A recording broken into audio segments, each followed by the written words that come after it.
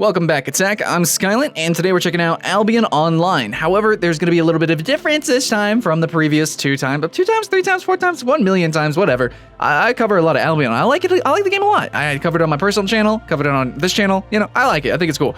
Anyways, but this time we have a difference of playing it on my NVIDIA Shield. So I am recording it directly off of the NVIDIA Shield. So the performance, the graphics, everything is going to be identical to what you might have if you play it on your, well, tablet, maybe your NVIDIA Shield, or your phone, okay? So this is the first time that I've actually done this, so I have no idea how compatible it really is, how good it's going to play and whatnot, but one stipulation, I am playing on the NVIDIA Shield, okay, so it's different for every device, as we all know with mobile gaming, and also my capture card can only record in 30 FPS. However, I will tell you if it's actually running faster than 30 FPS or not, so I do have my character. Here he is. He's mainly a warrior or knight type character with a crossbow currently. So I don't really know how optimum this build is, but mostly I'm going to be commenting on the performance and, you know, how the game works with the tablet. But I'm also going to give you some commentary on my thoughts and feelings of the game's progression so far, as in, like, how the developers have been handling the game. Also, guys, it's not free to play anymore, so yeah, you know, there's that. Anyways, let's just jump into the world. Here we go. The audio sounds, I think, the same. I think it's pretty much the exact same quality audio. I'm actually imagining that the game for the Android version is almost identical, though I do believe the PC version will actually be enhanced and have extra features later on, but currently the way they are building the game is very focused on the mobile experience, you know, making it run well for mobile gaming, and that's how all of the features have been so far, as in the skills actually show up on the screen and you have to touch them. So as you can see, to unmount, I tap it on the screen, tap it immediately. I actually tap to move here. Wow, I'm actually incredibly surprised that it's performing very, very well. If I'm not mistaken, it's running perfectly. I don't think I have an FPS. Yeah, I do. FPS is 31, 26, 29. I am in a city. There are some players. This is not even the biggest city. We should probably go to the biggest city to see the performance here. There's our Destiny board. We should actually turn that off. Let's actually look at the Destiny board. So this is something that we should talk about here. Oh, there is some frame droppage while I'm using the Destiny board. I don't know if YouTube or my editor, my renderer, is smoothing this frame choppy, but this is probably the least. Yeah, this should be the least intensive part of the game. We're just looking at a UI menu, but yeah, some frame issues. It might actually is it capped on this? I don't know. It's just weird. I don't know. It's just weird, man. Anyways, probably because the game is running in the background. Okay, so here's the Destiny board. A couple of things have been changed. We have some weapons added and some weapons actually taken away. So let's actually zoom in here. Can we actually zoom in? Yeah, there we go. We can kind of zoom in. It's kind of awkward. It's really weird. Anyways, so we don't have throwing daggers anymore, which sucks. Yeah. And there's a couple other things changed. Okay, so I think the axe now, yeah, I'm expecting the axe. We actually have some lifesteal in the axe. Now, this is just going to be my one complaint of how the game is developing right now, is that leveling takes way too long. Now, they recently just changed how fame works, which is your leveling. Let's see, if I click this, this is my overall account fame. So as you can see, your fame is like your experience. It essentially is just like a metaphor. It's like, you can exchange it. It's experience. You get fame individually, though. You get fame for individual weapons. So to start out, if you want to say, let's see, to use the torch, right? I couldn't just use a torch. I'd have to spec into the bow. So I'd have to use a bow, kill however many it says. I could kill a frickin' ton of monsters. And then different monsters actually give less or more fame, but they just now changed it so that fame is consistent based on the farm of that monster. And we'll talk about that in a little bit, how the resources work if you guys don't know. But yeah, so to use a staff, I have to use a bow first to use a staff. That doesn't make sense. Now to use double daggers, I have to spec into the single dagger, the one-handed dagger. That makes sense, right? But for some of these, it just doesn't. So I have to use the spear. I have to use the bow first. I don't like that. And now for this, to use the two-handed axe, I have to use the one-handed axe. I feel like that, I mean, that's a stretch, but I guess that kind of works. It's just the playstyles between these two weapons are totally different. Now, it makes a lot of sense, and I know, guys, we're not really doing too much gameplay, we're just kind of talking here, but I need to do this, because this is very important. It doesn't make sense, because, especially over here in the Ranger side, I believe it's called Ranger, right? Journeyman, Hunters, whatever, the Hunter side. This is mainly for PvP, very PvP focused. It's very hard to grind PvE with this. But the only way to level up is to grind PvE. So if you're trying to grind PvP weapons, you can't PvP to level up PvP weapons. So you have to actually suffer longer and harder through PvE with PvP weapons. Suboptimally, it's going to be harder to find parties. It's going to be harder to get through dungeons. It's going to be definitely harder to solo. So, as you can see, I got up to torches, and I was like, fuck this. I'm going to go over here to warrior, which is a little bit more balanced. In fact, it's just overall much easier to level this. So the way they do level progressions, even though the game says that there is no classes, you definitely will be put into an archetype, and they even name these archetypes. You have warriors, hunters, and all that. Do I want a duel? They did add duels into the game, but no, I do not want to. Close out here. I don't want to duel. It's totally unfair and unbalanced. And I'm not spec'd at all to duel. I'm not in the mood to duel, but there is PvP in the game. And actually, what is really cool and interesting about the game is that they're adding more skill shots, more leaps, more combos. They even just added like a freaking harpoon ability, pulls and pushes, and all sorts of cool stuff they're adding into the game, which that really excites me very much. So anyways, here's one of the cities. They're all carbon copied. Actually, can I press the map here? Let me show you the global map. And now this is pretty important if you guys have been following Albion Online. Is the map size. Oh man, pinging and zooming in and zooming out is super awkward. It doesn't do it nearly as good. Oh man, those frames. It doesn't do it as nearly as good as I'd want to. I guess the frames don't really matter in the map, but whatever. Okay, so the map is a little bit bigger, and I do imagine they will continue to expand the map. Actually, whoa, did they just expand it? Hold on, I think they just added a new what the fuck? I think they did just add a new area. The game is constantly in development. In fact, they like this the setup that they have right now, where founders can buy into the game. They liked that so much. They've been earning so much money and support from the game that they decided that that's what they're going to do. They're going to drop the free-to-play model for now, and they're just going to keep it in buy-to-play. Not only that, but they're extending the beta access, for the game. So it's going to be in beta for longer, technically in beta. Though to me, I don't know. It definitely is missing a lot, but at the same time, it seems like it has the polish of a released game. So it looks like they polished it, made it look like a really good product. And now what they're doing is they're kind of nailing down all the mechanics. And we're actually going to leave this city, and we're just going to go kind of pal around and kill some things, right? Now, tapping to move is kind of awkward, especially because I might accidentally tap my quests here. So I want to actually leave these. Can I unshow these here? Yeah, unshow those. There we go. Wish there was a little bit more customization. Actually, let me check out if there is customization settings for... Okay, it's the same exact settings. Yes. Visual quality on high. Let's actually put this to... I play on high on my PC. Also, if you play on your PC and you put it on high... Wait, can I actually change this? There, yeah. Wait, is there... Okay, yeah, if you play on the max graphics for PC, it actually limits your FPS to 60. So I want to play on normal. I'm going to keep all the effects, though.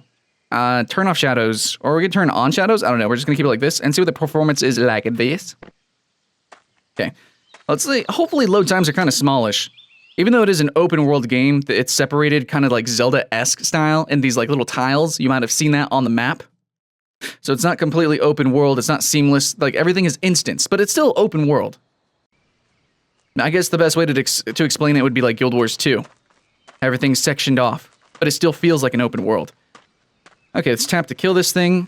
It's really hard to see these abilities, but, no, I mean, the UI is pretty cute. It's just kind of smaller than I'd like. Everything seems really small. So even though it is still on mobile, I would still really appreciate if I could customize the UI, which I don't think you can do. A lot of games allow you to do that nowadays, modern mobile games, especially action RPGs, because of how hectic shit gets. I would imagine in an MMO you'd be able to do that too, but so far we haven't. Now the performance, what do we got? 43 FPS. Now in this game, you can't really kite. You can kite in PvP. There is no turn rate, but monsters themselves they're really fast. Even if you slow them, even if you have a speed boost, they're kind of fast. So you're not going to be doing any sort of like cool MOBA kiting for the PvE. Just saying. Let's see, can I actually hold? Oh, cool. So you can just kind of like hold your finger down and your character will follow it. You don't have to consistently and constantly tap here. So what we are in, if you guys don't know Albion Online, is a PvP game where you actually build cities and shit. It's pretty cool. Actually, let me show you the map. So you can actually own different parts of major cities. So here's a major city right here in the center, 7 spires. The top right of that can actually be player owned. Now they used to have it to where players can build buildings pretty much anywhere in the open world, but they changed that. They wanted players to focus on the PvP areas. So you have these yellow areas, and then you have these red areas, and then you have black areas. And these are varying levels of flagging. So in yellow, you have to flag yourself to PvP.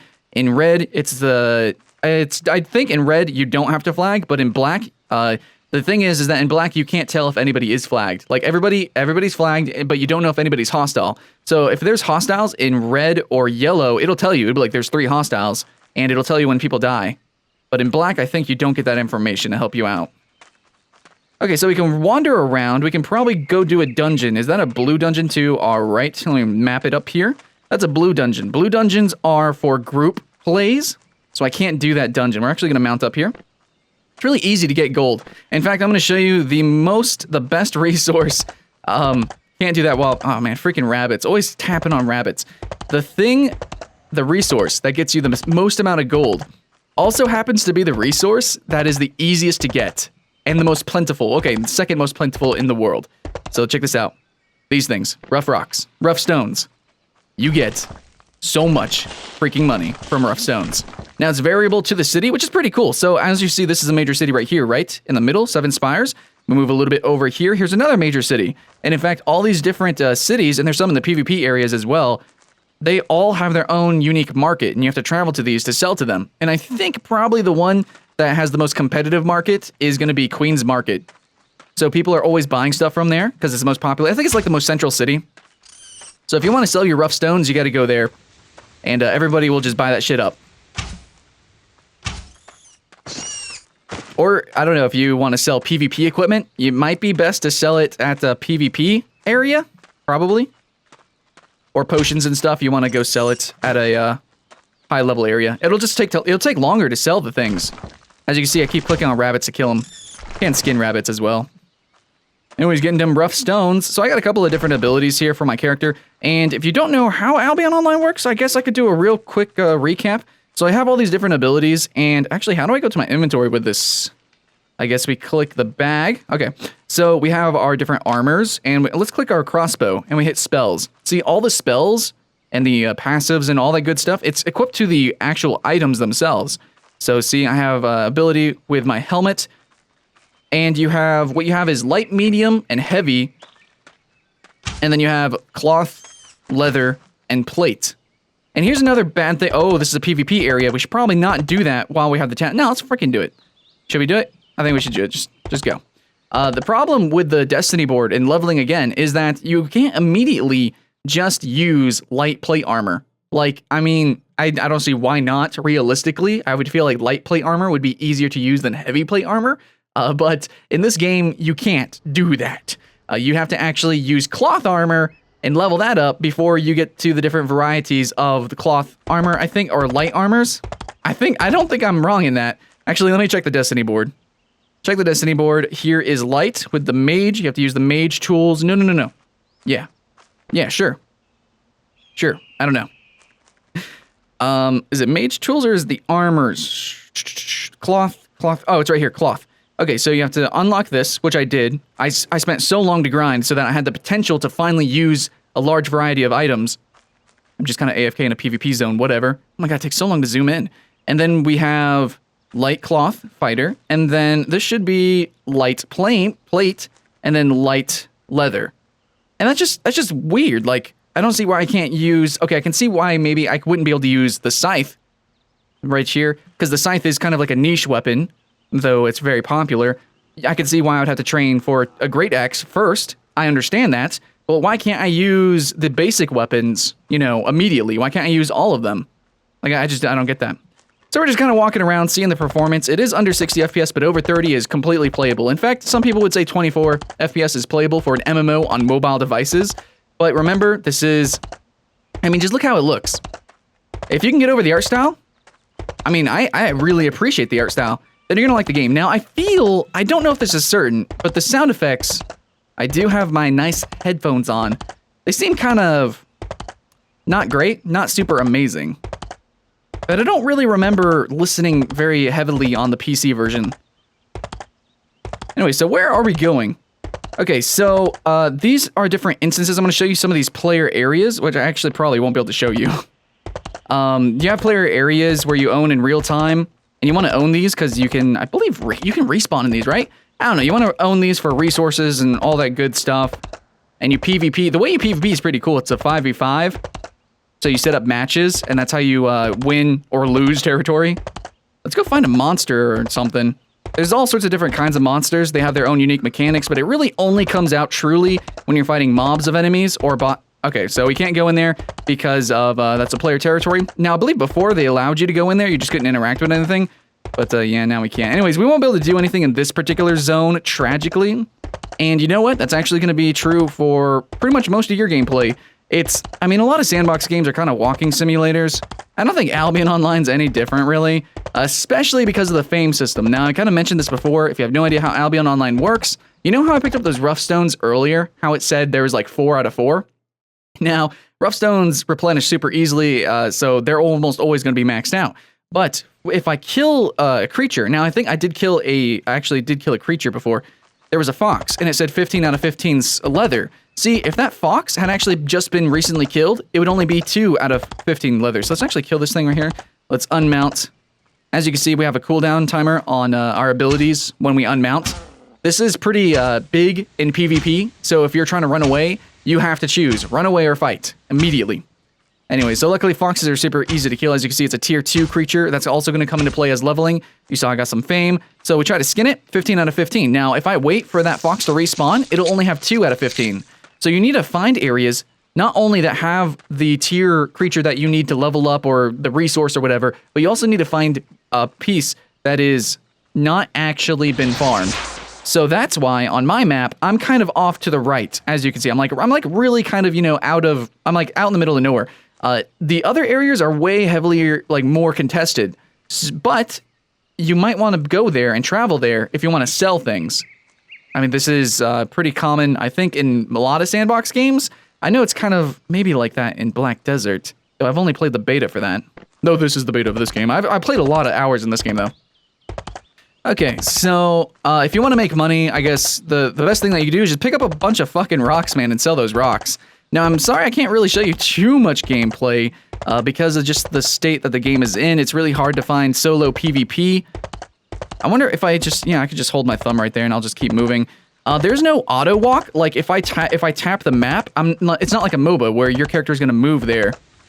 So I really wish it had that. I love that feature in Black Desert. So you have to actually have your finger on the screen at all times, which is kind of tedious and awkward. I wish at least on roads there was a auto-pathing option, which again is just like Black Desert, which would be freaking cool. Now, I would like to go into a dungeon and show you guys, but we're gonna have to go back into town and then go down to the bottom corner left, and then go here. So the load times are pretty usual. I think it's actually the same on PC. I mean, it's just like it's no problem because the game is separated into tiles. I still feel like the game is really grindy. Before, when I first started, it was too grindy with silver, which is the currency in the game. It costs too much. Now it seems like it's hard just to level up, you know, just to acquire items. It just takes so much grinding. They are trying to alleviate it. And you know, the truth is that any issue that I would have with the game potentially, like, they're probably going to fix it. I mean, that's why they're extending the beta. That's why they're switching it from free-to-play to buy-to-play. They just want really hardcore players to actually consistently play the game. Now, my problem that I have, actually, I should probably show you this as soon as we load into this map. Let's see, my tablet is actually not that warm. I think playing Vainglory, it gets significantly hotter, and that's a MOBA. Okay, so this is premium status, guys. Okay. You can have 1 day, 3 days, 7 days, 30 days. Now, this game, Albion Online, a big feature is that you can own your own island, which is pretty freaking cool, right? And you can, like, build your own buildings. I can actually show you that menu real quick. We click this building menu, and you hit build, and then you can build certain, buildings. As long as you own the area, which would be like a guild island, a guild territory, which I showed you before in the PvP area, or your own personal island. And this way you can create farms, you can create houses, and all that good stuff. It's freaking cool, man. But premium status, you can't actually get a personal island until you have at least had 30 days of premium status. If you just purchase the 30 days, that's cool. Or the thing that I think a lot of people do is you start out and you buy 1 day. And then what this does is it makes it to where you level up faster with fame, and you also get more resources, which is slightly pay to win in an economy-based / sandbox game, though I don't think anybody other than me is going to admit that, but okay. Anyways, so you get more resources, you get more fame. Then that allows you to buy 3 days, and then 7 days, and then 30 days, as long as you grind and farm and all that good stuff. So yeah, you also get more learning points, which I don't know what the point of that is. Apparently, like Destiny board, not only do you have to grind and use something very specific for a very long time, but whenever you actually try to level it up, it's actually going to cost learning points. So you have to spend that. I guess maybe this is to counter botters who are trying to level up a grind super fast or whatever, but I don't know. I don't know. I don't like it. There's also gold currency, which, so I mean, technically, like maybe some people will say it's not pay to win because any free player can actually purchase anything in the game, like Guild and Guild Wars. You can actually use in-game currency, turn that into gold, and then purchase premium like that. So I guess that's cool. Yeah, you can buy premium for free. A free player can do anything, but if you spend money, your life will be easier. It's just flat out. Especially, it's weird that it's a free-to-play game. I mean, it was going to be a free-to-play game with this system. I guess that could have been slightly acceptable, but now it's going to be buy-to-play. I don't know how they're going to alleviate the premium status, but it is what it is. So we're just going to keep on walking, I guess. So building's pretty cool. You have buildings basically to help with your crafting. Like you need like an area to cut wood if you want to make planks. And, well, especially for a farm, you actually need farmland, and you got to plant the seeds, and you also ranch with animals. You can actually breed horses and stuff like that. It's pretty, I mean, that's pretty cool, but for the most part, for my gameplay experience as a solo player, just don't craft. Just don't do it. Crafting's stupid. There's really no point in doing it. Oh yeah, and there's these quests, guys. Hey, there's questers.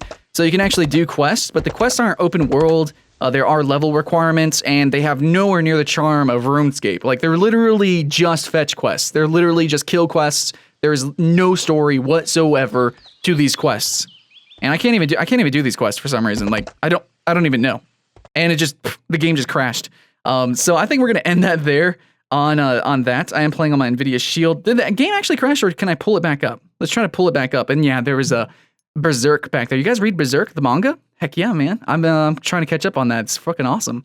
Anyways, let's try to pull it back on. Albion Online. I think it did just crash, but beta is beta. All in all, honestly, I wouldn't doubt if you thought this video was boring, but a lot of Albion Online is kind of boring. It's, so yeah, the game has crashed.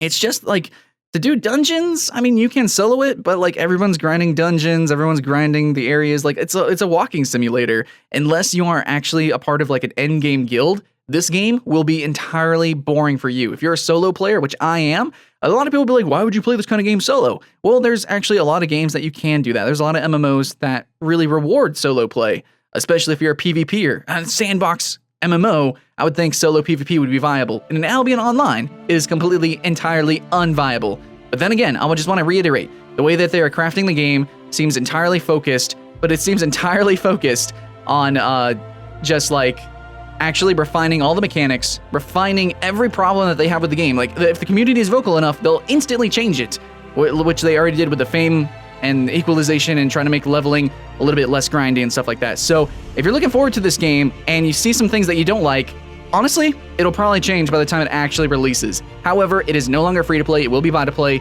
and that to me shows some inconsistency. And some people would think that that won't influence the game design, but it absolutely freaking does. And maybe it's for the better, because honestly, Black Desert is looking much better now that it went buy to play, so it's not as pay to win. Hopefully Albion Online can drop or alleviate the premium membership benefits, and then I'd probably be really happy. It's still beta, so it did crash, but it actually ran pretty well, and overall, I'm pretty satisfied with the quality. And personally, I like the art style. Don't know about you guys. Thanks for watching. I'm Skylent with Attack Gaming. I'll see you again next time. Welcome back, Attack. Today we're going to be talking about the top 10 free-to-play MMOs for this year, for 2015, and I think across all the genres for free-to-plays, we've seen so much innovation in MOBAs, in MMOs, in like card games. We've seen so many new things this past year, and hopefully, maybe, probably so, 2015 is going to be just as exciting. This is our